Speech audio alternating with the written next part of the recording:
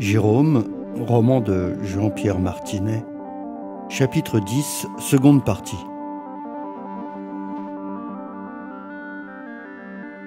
J'ai enfin trouvé le courage de balbutier. « Allô, 824 15 14 ? Pourrais-je parler à Paolina ?» Une voix horriblement lointaine, métallique, m'a répondu d'une autre planète. « Paolina est occupée en ce moment, mais elle pourra vous recevoir d'ici 1 heure environ. Il est 16 heures, je vous inscris pour, disons, 17 heures ? Impossible, vraiment, de savoir si je parlais à un homme ou à une femme. Donnez-moi votre nom, s'il vous plaît. Bauche, Jérôme. B-A-U... Visiblement, ce nom n'évoquait absolument rien pour mon interlocuteur. Polly ne lui avait sans doute jamais parlé de moi. Cela n'avait rien d'extraordinaire après tout, elle était si secrète. C'était une preuve d'amour supplémentaire, cette discrétion, c'était évident. « Bien, monsieur, je vous rappelle nos tarifs, 300, et notre adresse, 24 rue des Rainettes, dans le 14e arrondissement, 3e étage, porte gauche, en sortant de l'ascenseur. Il s'agit bien de mademoiselle Semilionova, n'est-ce pas ?» Je n'ai pu obtenir de réponse. Mon correspondant a raccroché après m'avoir dit poliment au revoir. Je suis resté un bon moment perplexe, le récepteur à la main, puis j'ai haussé les épaules et je suis revenu vers le café. De toute manière, j'avais obtenu ce que je voulais, l'adresse de Polly, ou en tout cas, de l'endroit où elle travaillait. C'était déjà une sacrée victoire. Que mon interlocuteur fantôme n'eût pas voulu me confirmer son nom était bien compréhensible après tout. Paolina tenait à garder l'anonymat, sans doute pour que l'on n'apprît pas qu'une jeune fille de bonne famille se prostituait pendant ses heures de liberté. Cela aurait fait un beau scandale dans la société bien pensante. Papa et maman éclaboussés, un drame dans la société libérale avancée. Je voyais les sous-titres d'ici, comme dans un vieux mélodrame muet. Une jeune fille de la bonne société se prostitue à ses moments perdus. 300 francs la pipe. Pour 100 francs de plus, elle avale tout. Pour le même prix, on peut jouer à brute-minou. Tout cela était à mourir de rire. Les larmes ruisselaient sur mon visage. Décidément, j'étais d'humeur joyeuse. J'ai commandé un autre demi au patron. Un rendez-vous avec Paolina Semilionova. Il y a seulement quelques années, je n'aurais même pas osé imaginer cela. Papa-maman étaient prêts à vendre Fifi au plus offrant, pourvu qu'il eût un joli compte en banque et une place brillante dans la société. Et voilà qu'elle se donnait, à tous, pour 3 billets de 100 francs. Le petit capital s'évaporait. Dans cette société infecte, Polly avait choisi la seule voie normale, la prostitution grassement rétribuée, alors qu'il me sembla qu'elle eût pu, vu sa beauté, être bien plus exigeante sur les prix. Elle ne devait certainement pas se laisser enculer facilement. Les jeunes filles de bonne famille ont horreur de ça. Mais enfin, avec un copieux supplément, c'était peut-être de l'ordre du possible. Après tout, quand on aime l'argent, il n'y a aucune raison de faire la difficile. J'ai éclaté de rire en buvant mon demi. Quelle triste farce, lugubre vaudeville. Les larmes coulaient maintenant sur mon chandail. Je devenais semblable à Doucendre lorsqu'il venait de faire une bonne blague. Ma gaieté morbide faisait place, peu à peu, à un désespoir sans borne. Je me suis effondré sur le comptoir en sanglotant. Le patron m'a tapoté affectueusement sur l'épaule et m'a demandé ce que j'avais. Je l'ai regardé et je lui ai souri à travers mes larmes. « Est-ce que vous croyez que Polly va me demander de l'argent, monsieur ?»« Bien sûr que non, voyons, qu'est-ce que vous allez imaginer ? Elle ne vous demandera pas un centime, vous verrez, car elle vous aime, j'en suis sûr. Ne vous inquiétez pas, je me trompe rarement sur ce genre de choses. Partez sans crainte.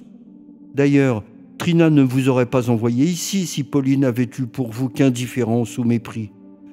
Vous la connaissez donc, monsieur ?» Le patron a plongé ses yeux verts dans les miens. « Non, je ne la connais pas, mais depuis que Trina nous a quittés, ma femme et moi, enfin, vous voyez ce que je veux dire, on dirait qu'elle nous envoie des messages des régions lointaines où elle se trouve maintenant. Je n'ai pu m'empêcher de manifester mon étonnement. Quelle région lointaine ? Je l'ai rencontrée à l'entrée de Gennevilliers il y a un quart d'heure à peine. » Il a baissé les yeux vers le comptoir et a murmuré tristement. « Si vous saviez comme c'est loin, monsieur, vous ne pouvez pas vous rendre compte.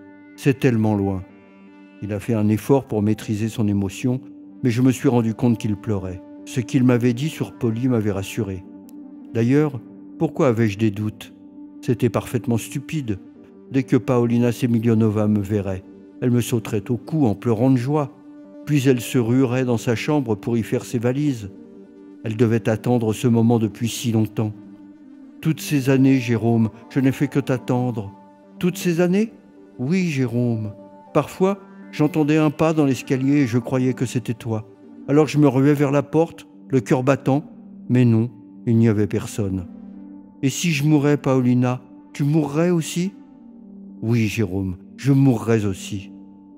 Jure-moi que tu m'aimeras toujours, comme Peter Ibbetson, même si notre vie est difficile là-bas, à l'étranger. Oui, toujours, je te le jure. Même si nous sommes condamnés à errer, après notre mort, dans ces terrains vagues couverts de baraques en planches qui entourent les grandes villes étrangères. Tu verras, Jérôme, notre amour illuminera tout. Quand tu seras fatigué ou déprimé, je me déshabillerai et je me coucherai sur toi pour que tu retrouves tes forces. Et si nous avons faim, mon chéri, nous volerons ensemble, nous attaquerons des banques, comme Bonnie Parker et Clyde Barrow. Vous m'excuserez, patron, mais il faut que je parte, sinon je vais manquer mon rendez-vous. Je vous dois combien? Rien du tout. Du moment que vous venez de la part de Trina, vous êtes mon invité. Tous ceux qu'elle envoie chez moi sont les bienvenus. Savez-vous où est la station de taxi la plus proche? Il faut faire encore un bon kilomètre au moins, vous savez. Inutile de vous fatiguer, je vais vous en appeler un. Le patron a disparu dans l'arrière-salle et quand il est revenu, il m'a annoncé triomphalement que le taxi serait là dans 5 minutes. Reprenez un demi en attendant. J'ai protesté pour la forme, mais je savais bien que sans l'aide de l'alcool, je n'aurais pas le courage de sonner à la porte de Paolina Semilionova. J'ai vidé d'un trait mon demi et j'ai remercié le patron pour tout. Comme je me dirigeais vers la porte, il a fait le tour de son comptoir et s'est précipité pour m'embrasser sur les 2 joues. Il m'a murmuré à l'oreille. « Rappelez-moi comment Trina était habillée. Encore une fois, s'il vous plaît. J'ai déjà oublié. Vous n'auriez pas un peu plus de précision? Les motifs de sa robe, par exemple, leur couleur. Pois rouge sur fond blanc, des fruits, cerises, pommes, groseilles, des fleurs, des feuillages d'automne. Dites, faites un effort. Redescendez en vous-même. J'ai besoin de savoir, vous comprenez? Une scène de genre? Un paysage? Vous ne pouvez pas me répondre. Vous auriez dû être plus attentif. Enfin, tant pis. J'ai baissé la tête honteusement. Les motifs sur le tissu, non, je n'ai pas fait attention. J'espère que vous ne m'en voudrez pas. Il y avait du blanc et du vert, je ne me souviens que de cela. C'était une robe toute simple, comme on en trouve dans les prises uniques. Elle avait des chaussettes aussi, enfin des soquettes plutôt, ou des soquinettes, blanches, je crois bien, ou jaune pâle. Mais dites-moi, monsieur, est-ce qu'elle portait quelque chose dessous? Je veux dire, sous sa robe. Il avait l'air inquiet maintenant et commençait à me secouer.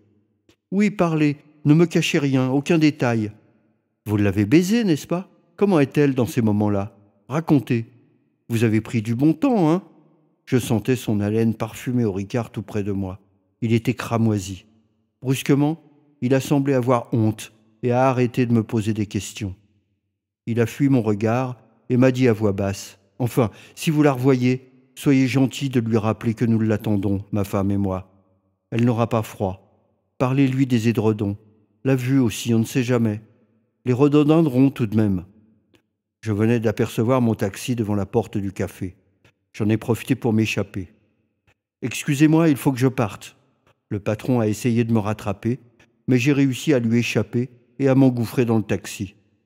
J'ai eu le temps d'entrevoir sa femme qui le prenait par le bras pour le ramener à l'intérieur du café. Elle m'a jeté un regard plein de haine. Je me suis demandé ce que j'avais vraiment pu lui faire. Aurais-je prononcé une parole malencontreuse sans m'en rendre compte?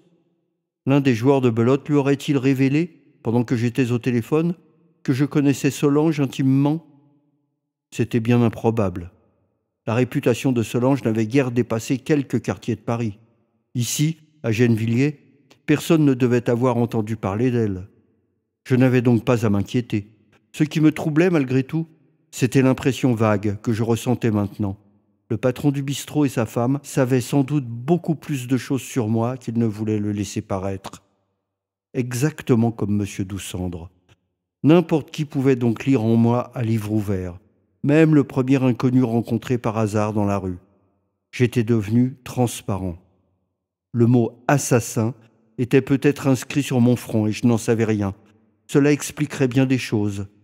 J'ai passé ma main sur mon visage, mais je ne sentais absolument rien, sauf la brûlure des ecchymoses à la hauteur de la joue droite. Je me suis penché vers le rétroviseur de la voiture.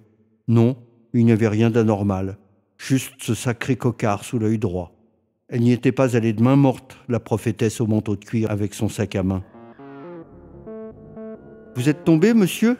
m'a demandé en riant le chauffeur de taxi. « Ou alors c'est votre petite amie qui vous a corrigé ?»« Bah, faut pas vous en faire. Les femmes sont tellement bizarres, vous savez. Elle vous reviendra, allez. » « Mais au fait, vous ne m'avez pas dit où nous allons. Rue des Rainettes ? Rue des Rainettes, dans le 14e. Par le chemin le plus court, s'il vous plaît. Je suis assez pressé. » Mon euphorie de tout à l'heure m'avait complètement abandonné. Tout me paraissait de nouveau bizarre et angoissant. « Il fait de plus en plus froid, pas vrai, monsieur ? On dirait pas un mois d'avril. Hier, on se serait cru au début de l'été. Et puis, depuis ce matin, on revient en arrière, comme autrefois on dansait le tango.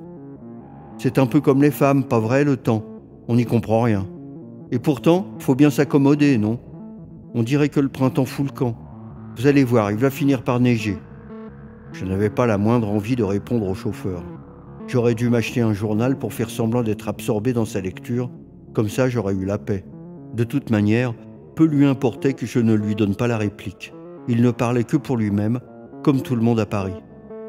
Je me sentais affreusement angoissé à l'idée de surprendre Polly. Je n'avais jamais eu le courage, auparavant, de chercher son adresse et de la guetter près de chez elle. Je me contentais de la zone rassurante et anonyme du collège, mais jamais je n'avais osé m'aventurer plus loin. Cet espace enchanté me suffisait largement. Nul océan ne m'eût baigné de plus d'embrun que cette place Tarnabuc, où je me déplaçais comme en songe. Tout de même, si Polly, loin de me sauter au cou comme je m'y attendais, et de se ruer dans sa chambre pour y faire ses valises, avait voulu tout de suite faire l'amour. Si elle m'avait, remettant à plus tard les voyages à l'étranger, pris par la main et attiré de force sur son lit, je serais peut-être tellement bouleversé que je serais absolument incapable de bander, ou bien je déchargerais tout de suite et elle me couvrirait de sarcasme, comme ma mame, avant de me mettre à la porte. En plus, j'avais tellement bu depuis ce matin que je ne me sentais pas vraiment en forme. L'alcool, dit-on, ne favorise pas les prouesses sexuelles. Je n'étais déjà pas tellement doué alors, mais ce n'était pas encore cela le plus grave finalement. Mon pubis désertique, oui, ce royaume de vent et de froidure, comment l'accepterait-elle, Polly ? Sarcasme, pitié, indulgence, ricanement, fanfreluche, rigoleboche, saumonade légèrement fruitée, rire des anges, néant des butors. L'expérience la plus simple, la plus concrète, ce n'était peut-être pas suffisant. Il y aurait peut-être encore de belles scènes de nuit. Peut-être. J'abusais de ce mot, je le savais bien, mais j'en avais besoin comme d'une drogue, car je n'ai jamais rien compris à la vie. Et même maintenant, alors que ma mort est si proche, j'attends encore une explication, ou à défaut, des excuses. L'amour n'est plus qu'un mauvais souvenir. La comédie est finie. Le rideau tombe. Et pas un seul applaudissement. Pas même un sifflet. Désertion. Mais ce n'est pas le plus grave. Après, il y a pire. Ceux qui grattent sous terre, en s'écorchant les doigts, de minuscules silex s'introduisent sous les ongles et les font pleurer de bonheur. De leur tombeau, ils voudraient bien sortir, mais ils ne... Nom de Dieu, pourquoi font-ils les dalles si épaisses ? De pierre tombale en pierre tombale, on finit par jouer à une drôle de marelle.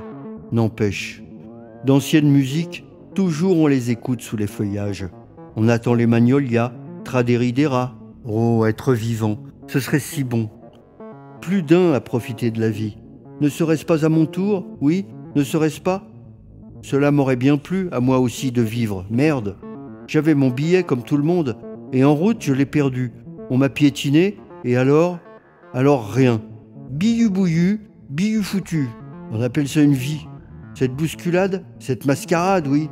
D'un commun accord, une vie. Cela. Il y en a qui réclament. Des fois, mais personne ne les écoute. C'était autrefois. La nuit était soyeuse. Avec un couteau, on aurait pu faire une déchirure dans le ciel mauve.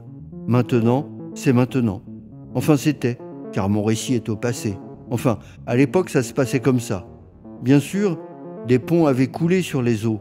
Depuis, et à ce qu'on dit, au jour d'aujourd'hui, c'est un peu différent, mais pas tellement. Le Bihu, toujours perdu, pieds nus, foutu. Misère. En attendant que la tête, à son tour, misère. La dérision d'un tel destin. Et pourtant, que je le voulusse ou non, c'était le mien. On ne reprenait pas les articles abîmés ou usagés. Aucune réclamation n'était admise. À l'époque, si ma mémoire ne me trahit pas, la saumonade était bien plus savoureuse avec un excellent de limonade. Je voulais dire avec un excédent de limonade. Mais attention, la vraie, soleil, citron, sucre, que sais-je moi, compléter, la barbe à la fin. On n'est pas chargé ici de mener chacun, chacune. Une histoire, c'est pour soi tout seul. Alors désertez si vous vous sentez en trop. On ne vous retient pas. On peut rembourser les mécontents, on a les moyens, oui, j'en suis désolé. Toutes ces saumonades pourtant, ce vent glacé dans les artères, je le connaissais bien malheureusement. Il soufflait parfois un peu trop fort. Le chauffeur de taxi a dû se rendre compte que j'étais en proie à une crise d'angoisse, car il a essayé de me rassurer. Vous savez, monsieur, il ne faut pas vous en faire. La saumonade, ça se sert toujours avec un peu de limonade. Rien de plus normal. Tout le monde apprécie, soyez-en sûrs. Détendez-vous. Écoutez plutôt. Il s'est mis à chanter en imitant Charles Trenet. Dans le train de nuit, il y a des fantômes qui me sourient quand nous passons sur les prairies. Dans le train de nuit, il y a des royaumes, et puis du bruit, et puis Paris, au bout de la nuit. Alors là, monsieur, il y a un solo de saxo. Il s'est mis à imiter le bruit du saxo en transformant ses deux mains en instruments à vent. Pendant ce temps, il ne tenait plus son volant.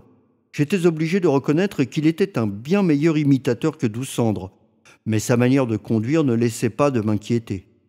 Je ne tenais pas à arriver chez Polly en pièces détachées. Je lui ai tapé discrètement sur l'épaule. Vous savez, vous devriez choisir entre la musique et le taxi. Je ne crois pas que vous puissiez vous livrer à ces deux activités en même temps. Pourquoi n'installeriez-vous pas une radio dans votre voiture, tout simplement ? Il a éclaté de rire. Ne vous inquiétez pas, monsieur, j'ai l'habitude. Vous m'avez plutôt l'air du genre anxieux. Regardez, je touche mon volant d'un seul doigt et hop, je rétablis ma position, ce n'est pas plus compliqué que ça. Une voiture, ça se pilote comme un avion, en rêvant. Je guette les sourires derrière les palissades. Chaque journée est une partie de cache-cache et, croyez-moi, je m'amuse bien. Il s'est remis à chantonner en battant la mesure de sa main droite. Dans les trains de nuit, il y a des fantômes. Les souvenirs si tendres viennent s'y faire entendre. J'entends la voix des flots enchanteurs qui font au fond de mon cœur des sérénades. J'entends le triste appel des bateaux. Je suis comme ça, monsieur. La banlieue parisienne me rend lyrique. J'ai l'impression qu'il peut m'y arriver n'importe quoi, à n'importe quel moment. Dans certains quartiers de Paris aussi, d'ailleurs. Ce qui risquait surtout de nous arriver, c'était un accident, s'il continuait à conduire d'une manière aussi fantaisiste. Au moins, quand M. Doucendre se prenait pour un tube de crème d'anchois, il n'avait pas un volant entre les mains. Il se contentait de se tortiller sur sa petite chaise. J'ai supplié le chauffeur de s'arrêter, mais il n'a pas eu l'air d'attacher la moindre importance à mes paroles. La seule chose qui comptait pour lui, c'était d'arriver à faire le saxo tout en imitant la voix de Charles Trenet. Voici le ciel peuplé de ces moutons blancs, voici la mer troublée, spectacle troublant. J'entends la ville qui me dit bonsoir, et moi sur le quai de la gare, je dis de mon mieux des mots d'adieu. J'ai pensé avec effroi que nous n'allions pas tarder à nous écraser contre un camion et que jamais je ne serrerais Paolina Semilionova contre moi. Je ne pouvais tout de même pas descendre en marche. « Vous avez lu le journal ce matin, monsieur ?» Je lui ai répondu d'une voix blanche que je ne lisais jamais les journaux. Au fur et à mesure que nous nous rapprochions de la rue des Rainettes, Polly, je le sentais bien, s'éloignait de moi, comme dans ses rêves poisseux, où poursuivants et poursuivis, loin de se rejoindre, finissent par fuir devant le même ennemi invisible. Je me suis mis à pleurer silencieusement contre la vitre. Les femmes avaient ressorti leurs manteaux d'hiver et marchait le corps penché pour se protéger du vent glacé qui s'amusait à faire tourbillonner les feuilles nouvelles déjà arrachées aux arbres des squares. Trina avait sans doute raison. La neige n'allait pas tarder à tomber. Déjà, les enfants guettaient le ciel gris pour y deviner les premiers flocons. Noël allait peut-être revenir, et les cadeaux, les marrons glacés, les scintillants, les vitrines illuminées, plus jamais nous ne connaîtrions la tiédeur de l'été et les douces soirées interminables. Il n'y aurait plus désormais, et jusqu'à la fin, que ce sale voyage dans le froid et la nuit. La Seine allait se jeter dans la Neva, et Paris, lentement, comme un navire fantôme, dérivait vers Saint-Pétersbourg. Oui, cette pauvre fille, monsieur. Eh bien, elle s'est suicidée parce qu'elle ne trouvait pas de boulot dans l'enseignement. Voilà. Elle n'avait plus un rond, plus rien. Et sa vocation, c'était d'être professeur. Alors elle en a eu marre, et elle a avalé des barbituriques. Et vous savez ce qu'il a dit, monsieur, le ministre de l'Éducation nationale? Vous savez ce qu'il a dit, hein? Je vais vous le lire, moi, ce qu'il a dit. C'est dans l'Humanité. Ça vous étonne, hein, que je lise l'Humanité? Vous devez vous dire, voilà un type qui doit lire ce torchon de minutes? Eh bien non, pas moi, monsieur, pas moi, même si je suis qu'un chauffeur de taxi. Il a déployé son journal sur le volant. J'ai cru que j'allais m'évanouir. Non seulement il ne contrôlait plus sa direction, mais il ne regardait même plus devant lui. La catastrophe était inévitable, à moins d'un miracle. Le plus atroce était de penser que c'était juste au moment où j'allais enfin pouvoir poser mes lèvres sur le corps de Polly que la mort m'ouvrait les bras. Tenez, écoutez bien, monsieur, je n'invente pas cet écrit. Les jugements portés par ses supérieurs hiérarchiques auraient dû inciter cette jeune femme à s'orienter vers une autre voie. Voilà ce qu'il a dit, le ministre. Une fille de 28 ans se suicide et tout ce qu'il trouve à déclarer, c'est qu'elle était mal notée. Tas de salauds. Du coup, il avait complètement oublié Charles Trenet.